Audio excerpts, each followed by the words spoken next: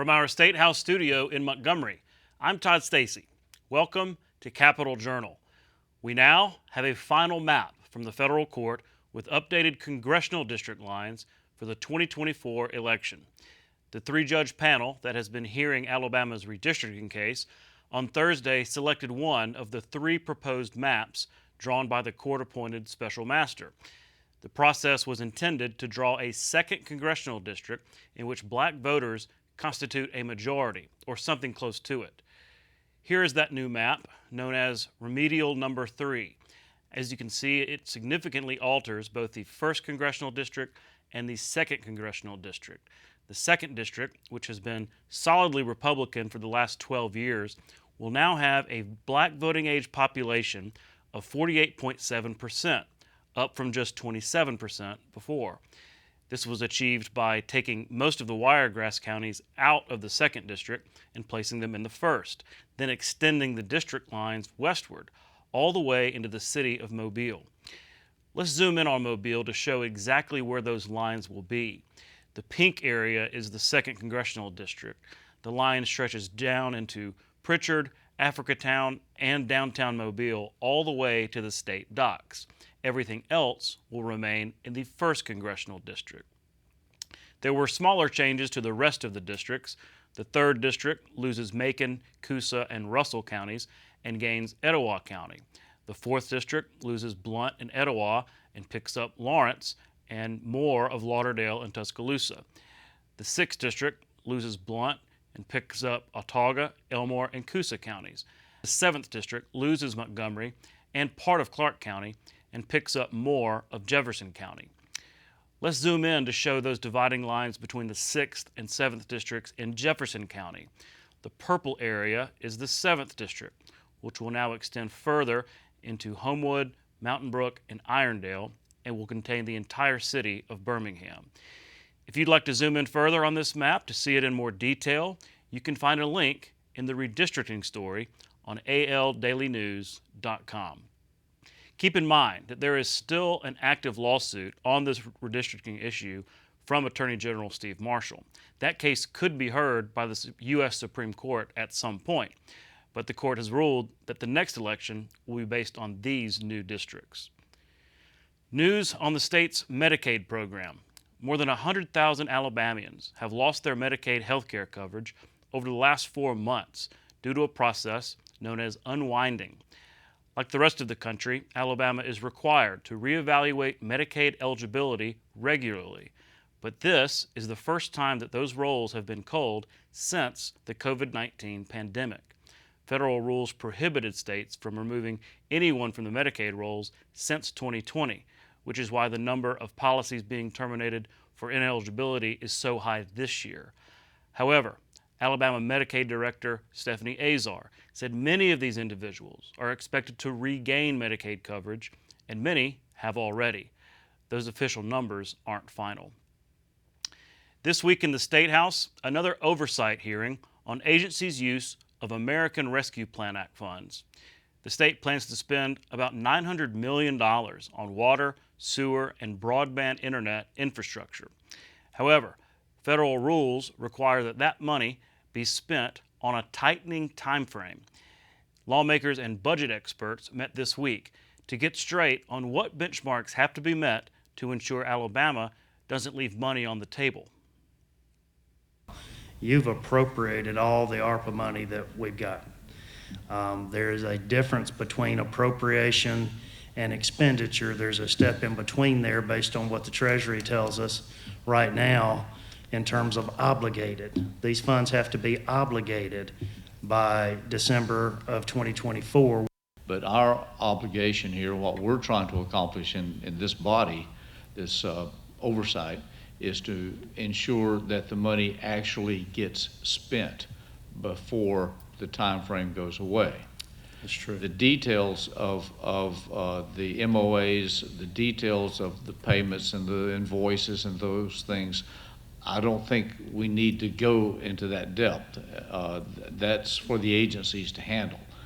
But our goal is to make sure that that process is ongoing and that we don't have any hiccups, obstacles, or supply chain issues that we need to be aware of so that we can make sure we get the money spent. Now, is that an accurate statement? Everyone disagree with that? It's also very important to understand that the process of obligating has to happen by December of '24. All of these programs and the MOAs and the agreements that they've entered into have a May of '24 deadline.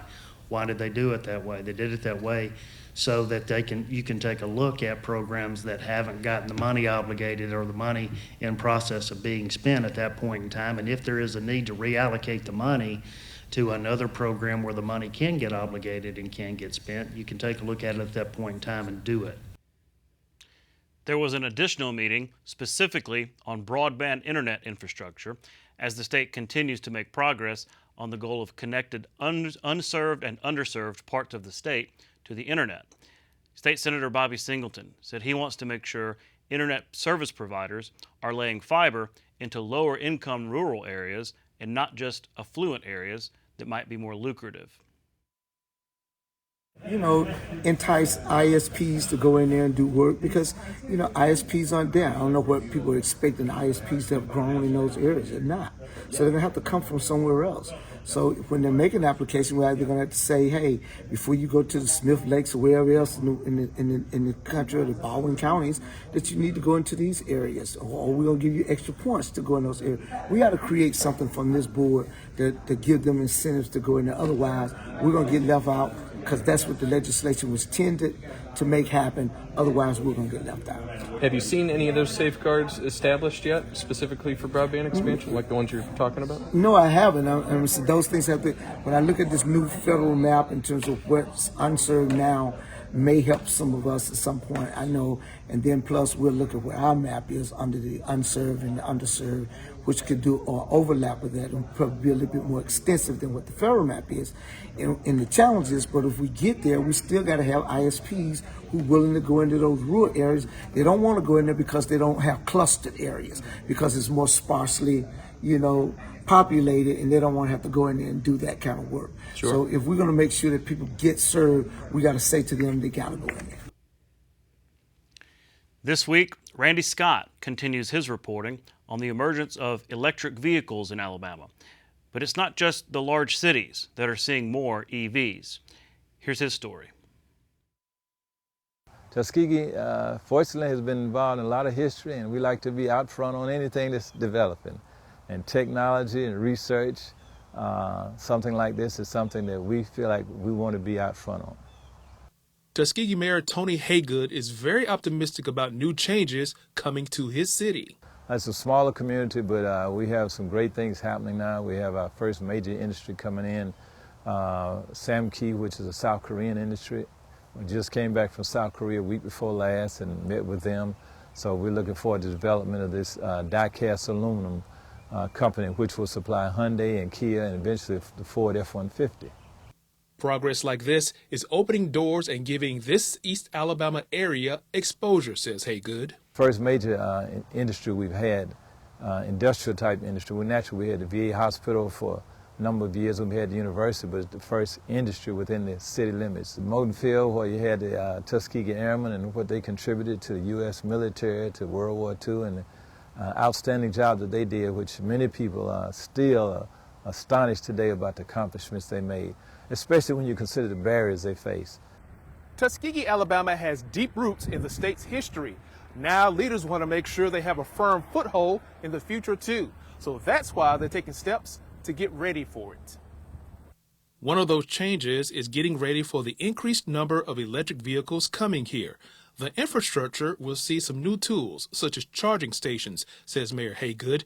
He hopes financial aid will come from the state and federal government to help Tuskegee. In our planning at the city had been talking about it 4 or 5 years or more.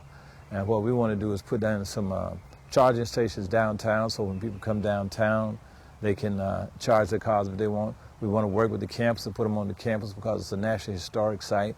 You have Booker T. Washington's home, you have the George Washington Carver Museum on the campus. People come, spend time, so they can charge their cars while they're there. Also, helping educate citizens about electric vehicles. We had a demonstration on the campus about 3 or 4 years ago, right before COVID. And they brought examples of electric cars. They had a Tesla and some others that were out then. I think Chevrolet had a car out then and 2 or 3 other companies. And they brought them onto campus for the students to see, especially engineering students. Hager says Tuskegee University is already seeing electric vehicles on its campus and around town. We have several professors and administrators on the campus that have them. They're very, very quiet. You notice when they pass by, you have to look around because you don't hear them coming. You hear the sound of the breeze, but you don't hear the sound of the motor. They're very quiet, they're very fast, as I said, and very nice in design. Those infrastructure update plans extend from downtown Tuskegee to I-85. Then at exit 38, where they'll be opening travel center soon, we've already put in where there will be 3 or 4 charging stations there. So we welcome this new age of electric cars in our community. For Capital Journal, I'm Randy Scott. It was quite a week in Washington. The House of Representatives was plunged into chaos when House Speaker Kevin McCarthy was removed from his post. This came when a handful of far-right Republicans moved to oust the Speaker after he allowed a Democratic-supported short-term budget deal to come to the floor and pass. Alabama's Republican congressmen were not among those seeking McCarthy's ouster. All 6 of Alabama's Republican members voted against the motion to vacate the chair. Democratic Congresswoman Terry Sewell voted with her fellow Democrats to remove McCarthy, saying it was up to Republicans to find a way to, quote, end this GOP civil war. Coming up on the show, I'll speak with 2 members of Alabama's congressional delegation about this extraordinary week in the nation's capital. U.S. Senator Katie Britt joins me from Washington to discuss that situation, plus other items on her plate. Congressman Robert Adderholt calls in from the road to offer his take from inside the House Republican Conference. And later in the show, Cam Ward, director of the Bureau of Pardons and Paroles, joins me to talk about a new initiative aimed at reducing recidivism in Alabama. We'll be right back. You can watch past episodes of Capital Journal online at video.aptv.org. Capital Journal episodes are also available on APTV's free mobile app. You can also connect with Capital Journal and link to past episodes on Capital Journal's Facebook page. And you can listen to past episodes of Capital Journal when you're driving or on the go with Capital Journal podcasts. Keep up with what's happening with Capital Journal.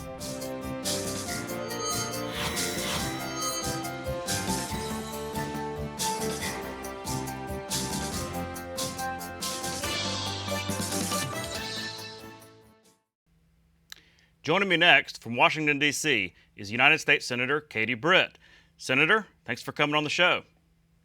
Todd, thank you so much for having me. It's always good to be on, and certainly there is no shortage of topics we can discuss today.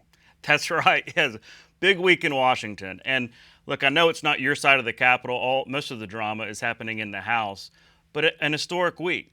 I mean, a speaker removed for, I think, the first time in history. Can you share with us what this means in terms of Congress from the bigger picture? Well, ultimately, it is a win for House Democrats, and it's a win for the Biden administration. Make no mistake about it. I am disheartened by what I'm seeing.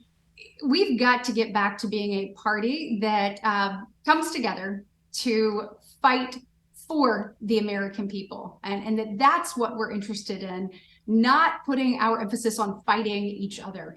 And so we have a lot of things in front of us. Todd, I mean, look at the nation right now. Tons of things we could talk about. Record inflation. We could talk about energy and our lack of not only energy dominance, but not even energy independence. We look at the border and just the crisis that is occurring there every day. You look at what is happening overseas, and this administration continuing to not understand how to actually achieve peace, and that is through strength. And yet we have people that instead of focusing on stopping Joe Biden in his tracks, stopping these terrible policies, are more interested in fighting each other. And I hope we get back to fighting for the American people very, very soon. Well, I guess the whole speaker situation was rooted in the funding situation, right? We've avoided a government shutdown. Congress passed a stopgap spending bill to get us basically to November, not a full appropriations plan, but a stopgap bill to get us to November. And that kind of sounds like, at the end of the September, a long way away. The thinking being, okay, there's plenty of time to negotiate a full spending plan, by November. But, when you look across the Capitol and see lots of chaos in the House, I mean, you're an appropriator. How confident are you that an actual long-term spending deal can be reached? To your earlier point, I think we have to make sure that we keep the government open, and there are a lot of reasons that is important. I mean, the Capitol Police don't get paid. Our brave men and women who are serving in our armed forces would not get paid. There are a plethora of other consequences that occur if we don't do our job. However, if you look at, I guess we were given 47 days, which obviously those days continue to tick down. Chuck Schumer will have us not here working in the Senate next week, which is, we need to be here. I've been proud to sign Senator Pete Ricketts' letter to say, keep us in and make us work. We did pass all 12 appropriations bills this year for the first time in 5 years in the United States Senate. We passed every single bill out of committee. We were allowed to amend those bills. The hearings were televised. It was definitely a new day when it came to making sure that we get back to utilizing taxpayer dollars the most efficiently of an effective way possible. Unfortunately, Chuck Schumer has brought none of those bills to the floor, individually bringing them and allowing us an opportunity to debate them. As you know, we have to wait on our House counterparts. You know this all too well, but we've got a lot of work ahead of us for the 40 some odd days we have left. We would have to go through House bills, then Senate bills, then conference them, then get them back through each. So, given the fact that Chuck Schumer doesn't seem motivated to move those, I don't have a high level of confidence we won't be back in the same position we found ourselves in last week. And who pays the penalty and price for that? It's the American people, and it's totally unacceptable. So realistically, are we looking at another omnibus or minibus or something toward the end of the year? I am hopeful that we can start to get some work done to take some of those things off the table. I have said I will be a no on any omnibus spending bill. I don't think the American people benefit there. I think we need to do our job. So again, we need to stay in session and we need to work. That's why I was proud actually to sponsor Senator Lankford's Preventing Government Shutdown bill. It's critically important that we don't allow political brinksmanship to rule the day. If you think about this bill that I co-sponsored, Senator Lankford's bill, would hit an automatic 14-day CR. Now, CRs are not the answer. We need to get our job done in time. But what it would do was keep us here and demand that we work. And you think about the servicemen and women, whether it's Fort Novacell or at Maxwell or Anniston Army Depot or there at Redstone Arsenal. These people should not be worried about whether or not we do our job to whether or not they get a paycheck. They have mortgages, they may have a car loan, they may have a plethora of other obligations, and they deserve certainty. That's what the Preventing Government Shutdowns Act would do. And it would also make us do something that unfortunately we see Chuck Schumer not wanting to do. And that's actually work and do our job and pass these bills and get them to the president's desk and fund the government. Because rest assured, I want to make sure that we have a voice in that as your elected representatives, and that we do not leave those decisions to the Biden administration, where they can continue to infiltrate their ideas, their policy, and their agenda into the everyday spending of the United States government. Let's switch topics. You brought up the border earlier, the southern border, and obviously so much going on down there. It's been accurately called a crisis. Many different levels to it. You've had a lot to say about it. We aired some of your comments from the press conference last week on this show. But I like to separate rhetoric from reality. What can realistically be done to actually stem the tide there? Like, is it legislation? Is it executive action? Is it both? And I'm struck by the fact that Congress has chosen not to act on immigration reform, border things, really in several years. So what's realistic? What can we actually do to fix the border situation?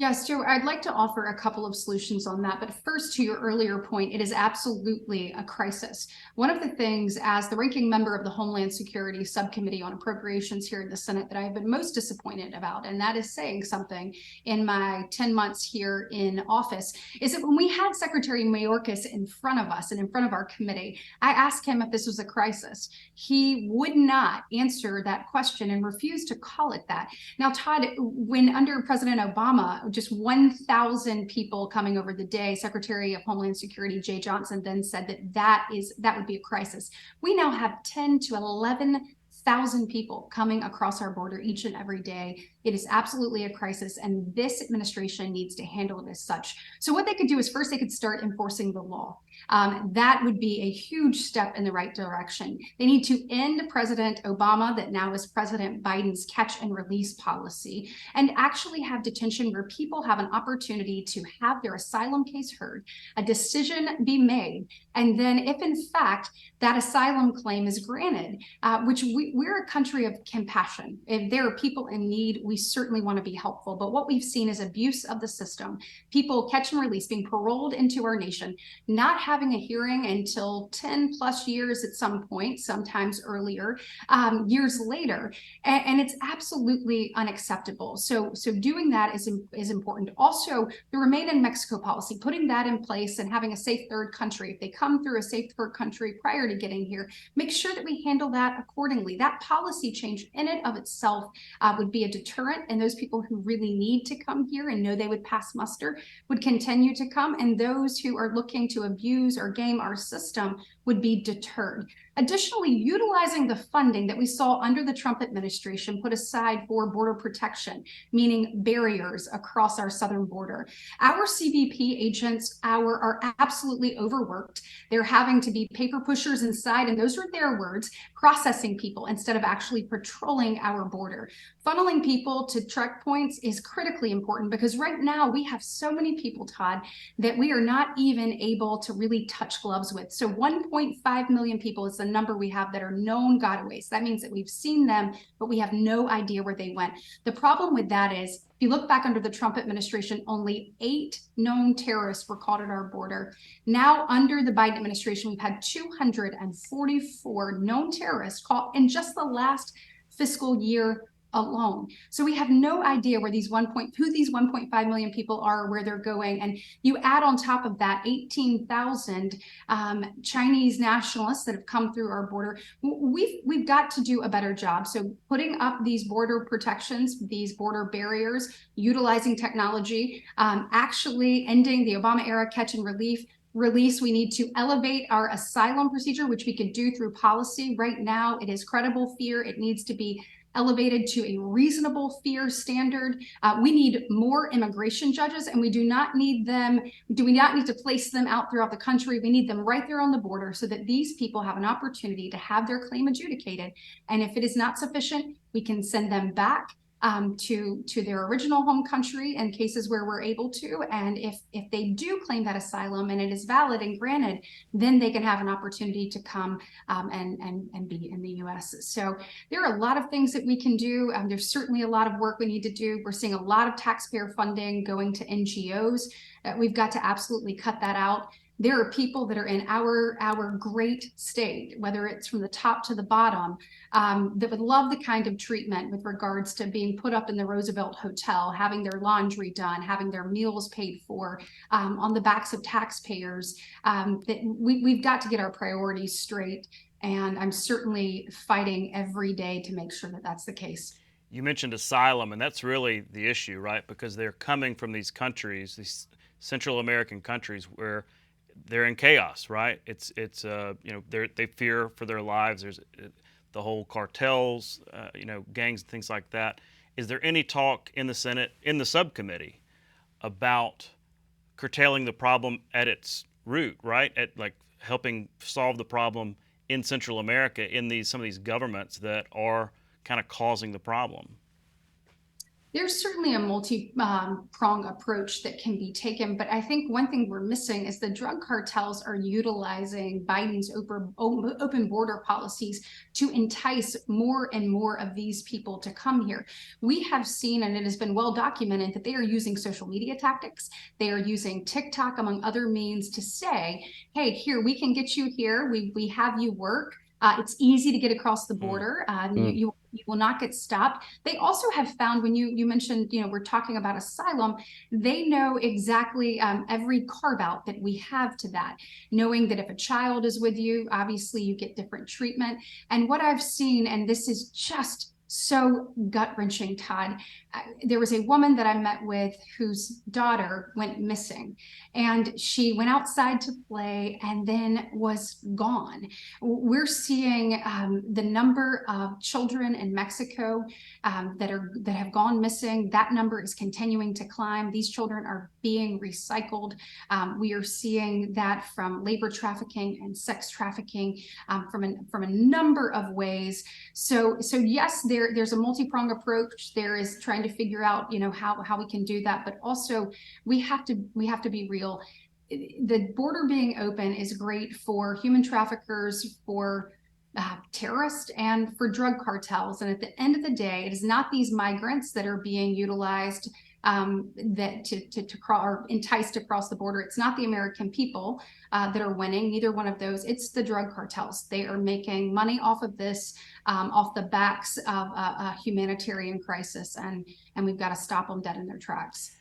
Well, I have to ask you, you were profiled recently by Jonathan Martin in Politico magazine, not to make you blush and everything, but it was a pretty nice profile, big long piece, talking about your accomplishments so far in the Senate, also talking about the idea of you and others like you as the future of the Republican Party. Again, I know you didn't ask for the piece, and I know you probably don't like talking about yourself like that, but doesn't he have a point? Does Jonathan Martin have a point? Doesn't the GOP, couldn't it benefit from broadening its appeal?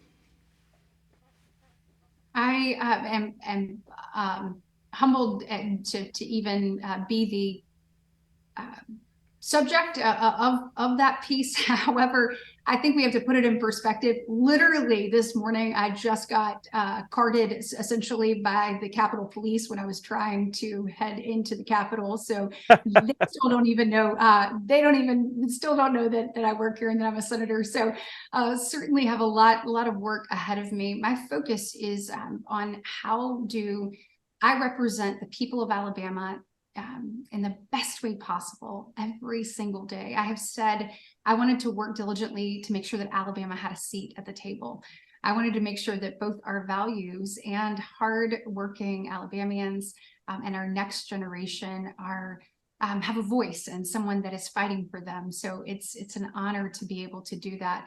I think the future of the Republican Party is parents. It is hard-working Americans. It's people who love this nation and want to preserve it for their kids and for others. And so to be a part of that, however big or small, is certainly humbling. It's certainly an honor. And I get up every day, and Todd, you will hear it here first. I will not get it right every day, but it certainly won't be for a lack of trying. I believe in our state and I believe in our nation, and I'm gonna fight for it vigorously every single day. Well, look, last time I had you here at the desk, or one of the times I had you here at the desk, is when you were a candidate, and it was far from certain at that time that you were going to win. Now I'm talking to you in Washington, D.C. You're the sitting senator, and it feels like so long ago. But there's so many politicos that watch this show, right? From here in the state, even in D.C., staffers. Talk about what it's like. I mean, what it's been like to go for it, to work hard, and to actually achieve the goal, one that you've been working on for quite a while. Yeah, well, it's surreal. I mean, sincerely, I still kind of look around and say, when people say senator, I'm like, where's the senator? Oh wait, they're talking to me. So there's still a great deal of it that just hasn't sunk in. And every day that I walk up to the Capitol to cast a vote on behalf of the people of Alabama, I am beyond honored and just how incredible to have the opportunity to represent our great state. It's been a lot, as you know. I mean, when I sat in front of you, there are a lot of people who thought this wasn't possible. And so for the people out there, no matter what it is that you're seeking to do, and no matter what phase of your life, I would say, don't let your own insecurities limit your potential, because the world does place limitations on us, Todd, but it's the ones we place on ourselves that actually do the most damage. And we need you. We need people in every corner of our state stepping up, whether it's volunteering in the community or, just elevating your game in the classroom or anything in between. I believe in what's possible for our state, and I know others do too. And so build authentic relationships with people, that are built on trust and respect. Conduct yourself in a way that you can be proud, and know that it takes each and every one of us doing everything we can, stepping up to the table if we're going to move our state in the direction that we know it deserves. So this is an honor, and everything that each one of you out there is doing is so critically important to making sure the next generation has an opportunity to achieve the American dream and an opportunity for success. A great message. Senator, thank you for your time today. Hey, thank you so much. I love being on and look forward to a more normal week where I can be there in person. Absolutely. We'll be right back. Aniana native Brian Kirkland is a gold medal U.S. Paralympian. He was a member of the 2000 and 2008 gold medal teams in wheelchair rugby and won bronze in 2004. Kirkland played wheelchair rugby for 18 years, winning 5 national championships. He also medaled in 3 different events at the 1998 World Wheelchair Games and was named the United States Quad Rugby Association Athlete of the Year in 2003. He was inducted into the Alabama Sports Hall of Fame in 2012. You're watching Alabama Public Television.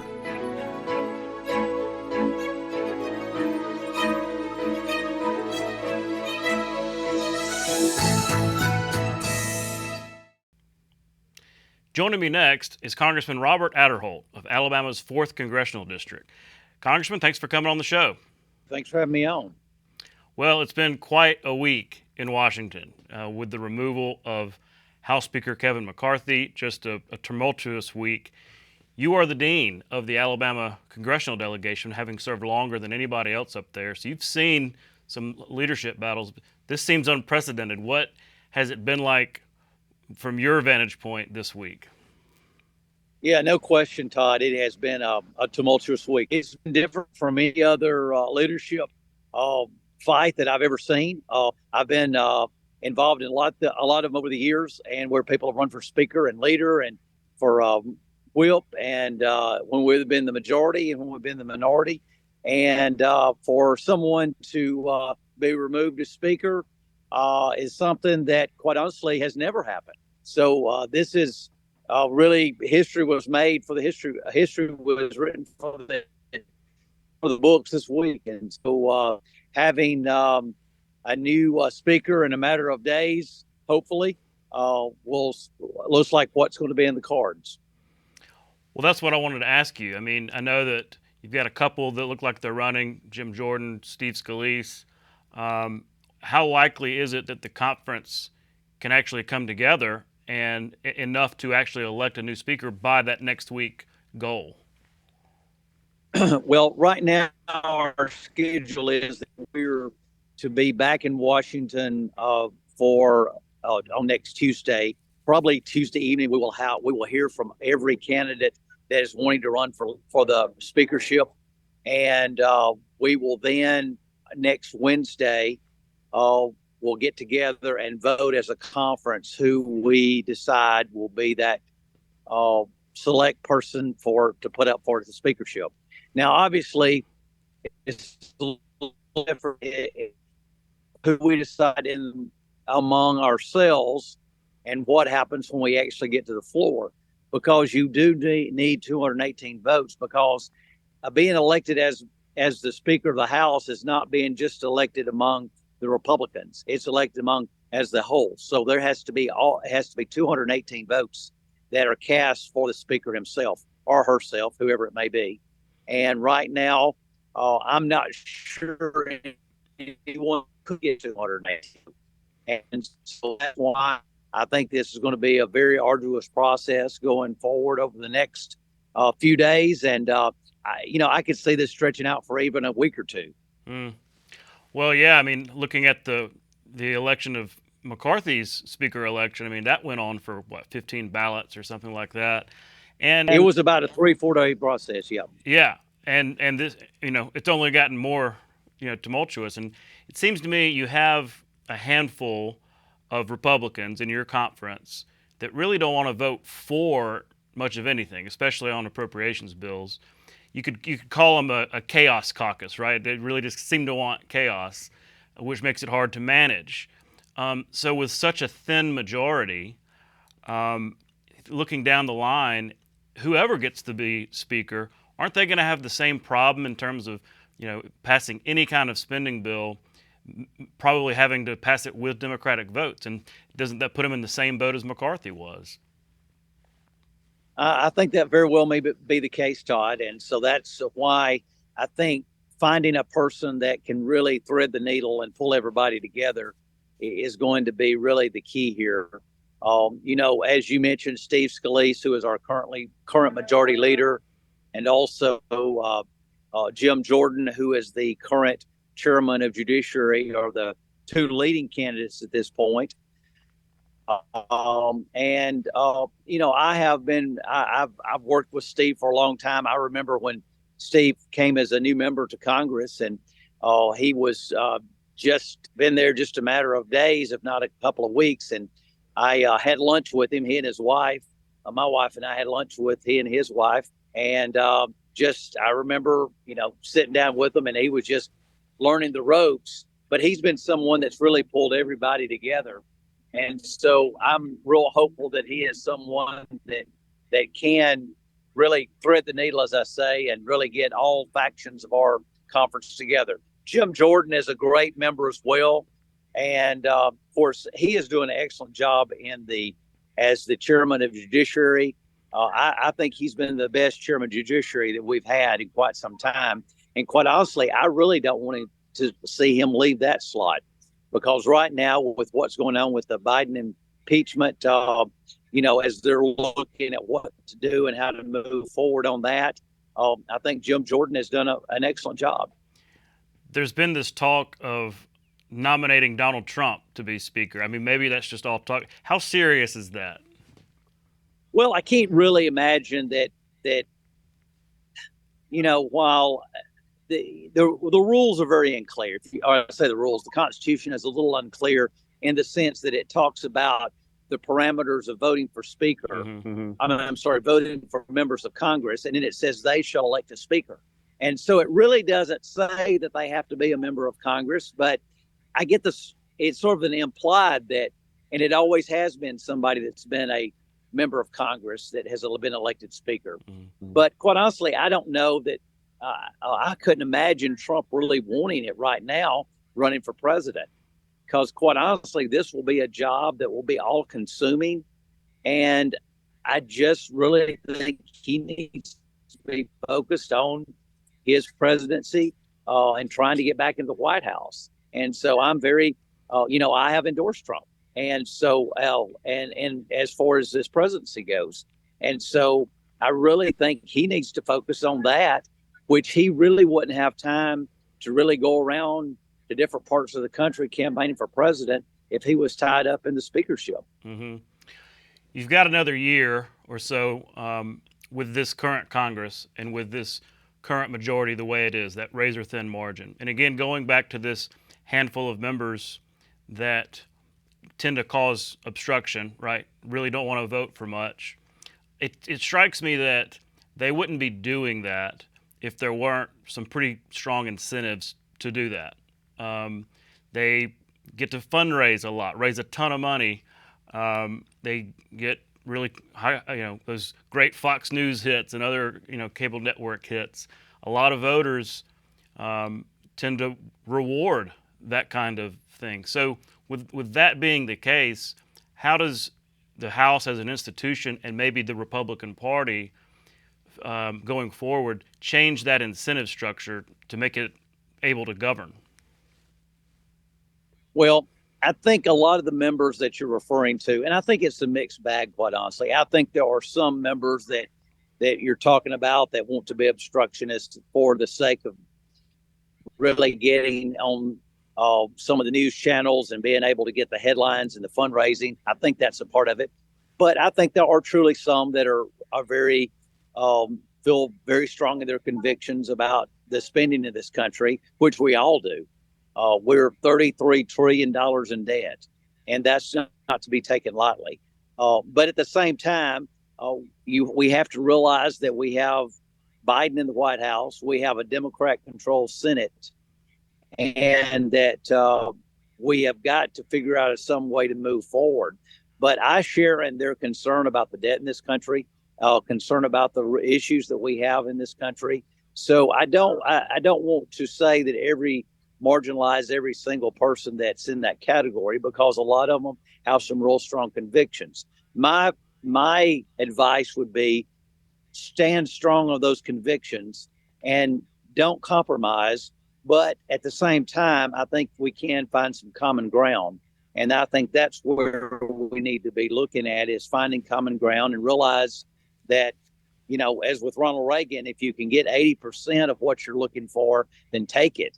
And sometimes in this environment with a Democrat White House and a Democrat controlled Senate, we're not going to be able to get 100%, but if we can get 80, and until the next presidential election and we get a Republican in the White House, then, I think that we'd be making real progress. Mm-hmm. Well, switching gears to appropriations, I wanted to ask you, you are the chairman of the Appropriations Subcommittee on Labor, Health and Human Services, and Education, colloquially known as Labor HHS. So I wanted to ask you about the biotech industry. You look at here in Alabama, Hudson Alpha, Southern Research, everything going on at UAB. It's just a real growing industry. And so from your perch as chairman of Labor HHS, talk about how targeted funding for biomedical research can really help that industry and maybe make Alabama a real hub for it. Yeah, and I'm real honored to represent Alabama, but I'm also honored to be a member of the Appropriations Committee and chair of the Labor, Health, and Human Services Committee, as you mentioned. But and just as a recap of what that does, that is actually basically what we do is fund the Department of Health and Human Services, the Department of Labor, and Department of Education from a federal level. Those are what the three departments that we fund through the Appropriations Committee. And depending on how much we fund, we're talking about for these three departments, we're talking somewhere between 130 and $200 billion annually for these three departments. So it's a big chunk of what our federal spending is. But under the Labor, Health, and Human Services, and particularly under the Health and Human Services area, we do fund a lot of health-related programs. And of course, as you know, Alabama is one of those health-related states because of UAB and because of Hudson Alpha and because of Southern Research. And there are some programs within Department of Health and Human Services, like at the Advanced Research Projects Agency. It's known as the ARPA-H program.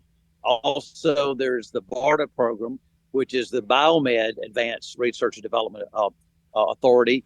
And those are both programs that have big pools of money for medical research and biomedical research, not to mention the National Institute of Health. And so what I'm hoping to do is trying to make sure that we have those programs are funded to an extent where places like Hudson Alpha and Southern Research and other companies, not only in Alabama, but also across the country, can take advantage of these to try to find cures for a lot of diseases. I'd love to see a cure for cancer. And I know while we don't have unlimited resources to spend on that, I'm reminded that cancer is one of those diseases that affects almost every household. And while every disease is tragic, cancer and the research that's being done at Hudson Alpha, it's being done at Southern Research, and so many other places at UAB are trying to find that cure. And so if we can get the funding that at least will help jumpstart that, I think it's a great investment of the taxpayer dollar. Real quick, while I have you, we now have a final congressional map for this next election. I know the legal case kind of keeps going forward. Your district didn't change a whole lot. I guess you picked up Etowah County, but what was your reaction in general to this brand new map? Well, actually, I lost Etowah County. Okay. I actually, Blount County is now pretty much we're in the same general area of the map. It moved from Etowah down to Blount, but I've represented Blount County for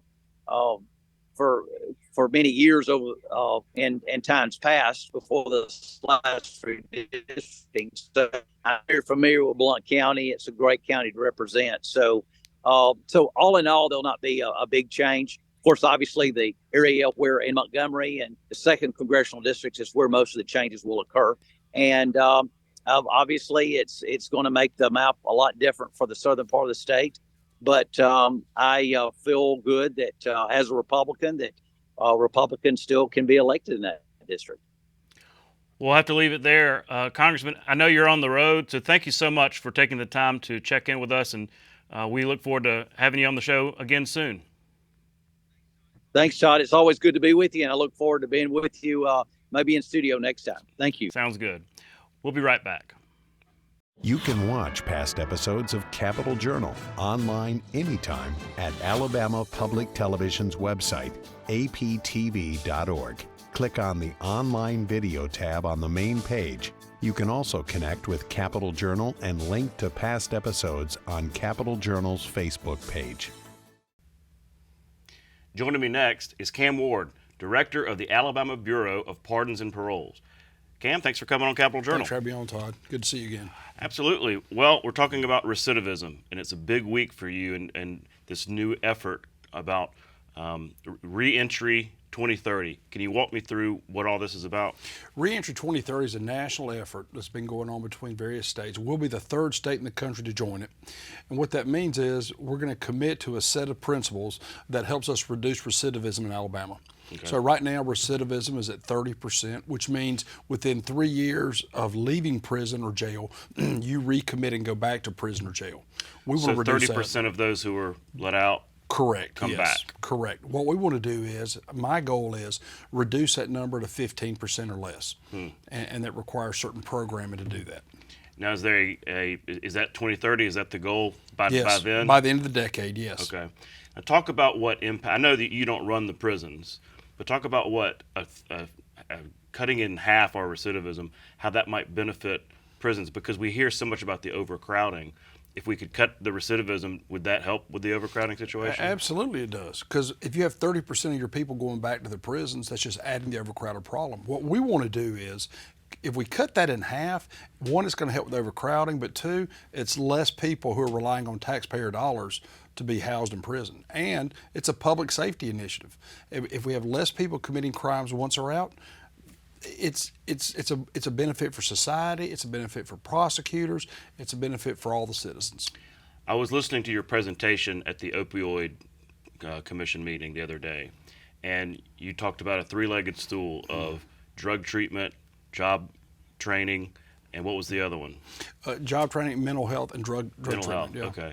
Well, for reducing recidivism, right? Talk about that and what you see in terms of violators, right? Is it a lot of drugs, things like that? Drugs drive a lot of your violations.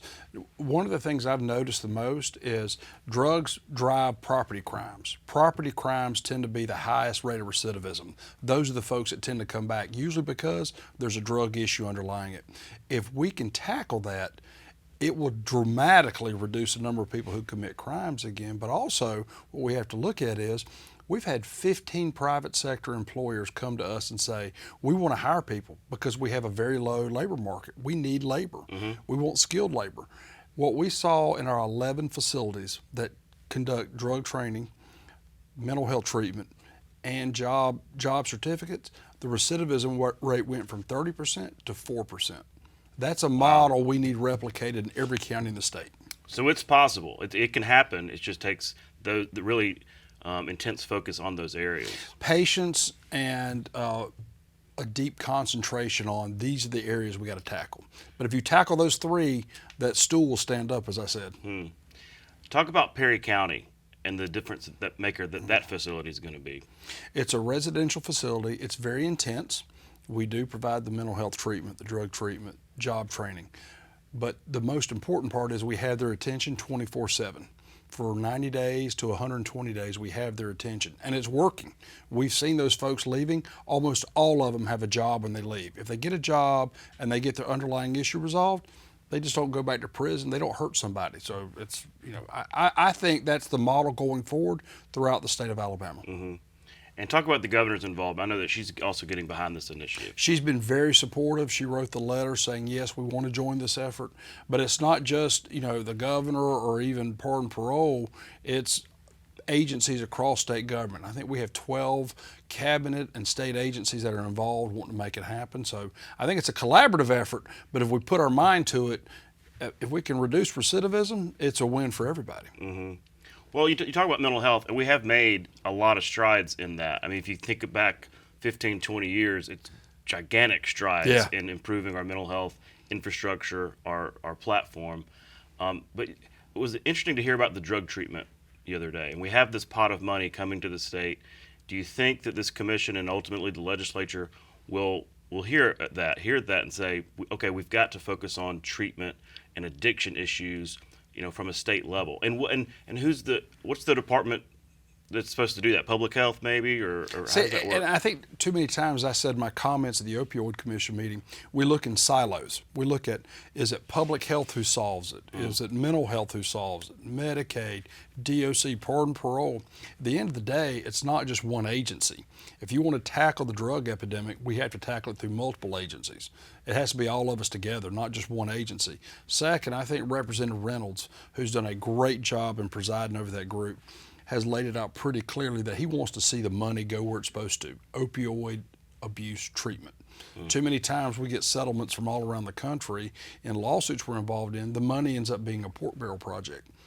I think Representative Reynolds is committed to making sure it goes to the right place. Seems like there's a lot of people thinking about this opportunity, and I mean, because it has been such a problem, and all these documentaries and series are out, documenting the opioid problem, and so Walker County is the 5th highest opioid epidemic county in the country. Wow, that's right there in Jasper, and that's something we need to look at and realize we have to tackle that. Let's talk about paroles, because I know that you don't control paroles. You were the director of the bureau, right? But the board recently gained a member, and so they're starting to actually have a functioning, board. But it really dwindled to a very low percentage of close to 1%. Yeah, which is just kind of unheard of. So talk about that, because I know, again, you don't make those decisions; it's the board. But if there's not a functioning parole process, does that also? I mean, I can, I hear cases of inmates may just kind of lose hope. And does that maybe create a more dangerous prison situation? It does. It creates a problem for the Department of Corrections, because if someone says, I'm never getting out anyway, what incentive do I have to do right? Right. I mean, they're never going to get reformed or rehabilitated. I will say that a lot of people don't realize that we have 44,326 people as of today that are on either probation or parole. However, the bulk of our supervision is also probationers. So judges send us that 77%, they send us, they say, I don't want to put you in prison, so you got one chance. Pardon parole is going to oversee you. And that's where we come into play, and that's where the recidivism rate comes into play. As far as the parole board goes, Gabrielle Simmons, the newest board member, she seems to be doing very well. They've had 2 weeks, and I think the parole grant rate has gone from 1% to, I think, somewhere around 32%. Okay. So they're actually functioning as a board. They are functioning as a board, and I think they're doing a good job as to how they're functioning now. Now, not all of those parolees or probation are monitored, right? Correct. I know that the legislature mandated some electronic monitoring. We did, for everybody on mandatory release. Okay. So, and it was probably a challenge to implement all that, but is it now complete? Yes. So we had a total of about 1,400 people that were released to monitors. Now, I will say there was a lot of concern. People were worried about, well, what's going to happen? Are we going to see crime rates go up? The recidivism rate for those who are on electronic monitors is right now at 11%. Wow. Okay. So that's So less than the half. average. That's yeah. correct. The electronic monitors, the legislature made the right decision when they told us to put those electronic monitors on them. Well, there was a lot of gnashing of teeth when it happened. Yes. I mean, those headlines are, thousands of inmates being let out, but it sounds like the electronic monitoring, for the most part, has worked. It has. Well, look, we're out of time, but thank you so much for coming on the show. We're eager to follow Reentry 2030. I mean, there's clearly progress that can be made, so good luck. Thanks, Todd. I appreciate it. We'll be right back. Born in Fairfield, Alabama, Willie Mays is one of the greatest baseball players to ever play the game. In 22 Major League seasons, mostly with the New York and later San Francisco Giants, Mays had a 302 lifetime batting average and amassed 3,283 hits, 660 home runs, and an untouchable total of 7,095 career putouts from the outfield. Mays was the National League Rookie of the Year in 1951 and played a significant role in the New York Giants' World Series victory in 1954. The most memorable moment in Mays' career occurred in the first game of that series when he made a running, over-the-shoulder catch at the warning track, popularly known as the catch. Mays earned 2 MVP awards, was awarded 12 Gold Gloves, made 24 All-Star Game appearances, and was a first-ballot Hall of Fame inductee in 1979. In 2015, President Barack Obama awarded Mays a Presidential Medal of Freedom. That's our show for this week. Thanks for watching. We'll be back next week at the same time, right here on Alabama Public Television. For our Capital Journal team, I'm Todd Stacy. We'll see you next time.